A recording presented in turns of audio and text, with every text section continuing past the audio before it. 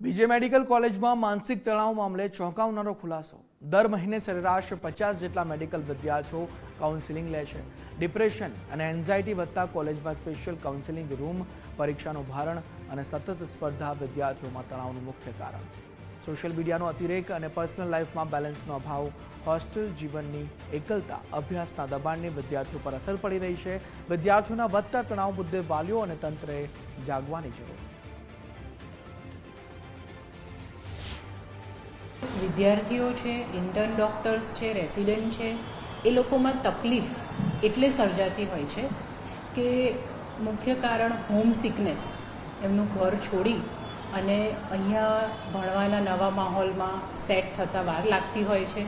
હોસ્ટેલનું માહોલ હોય, પછી ભણવાનું નવું લાગતું હોય, મેડિકલનું ભણવાનું પણ હાર્ડ હોય છે।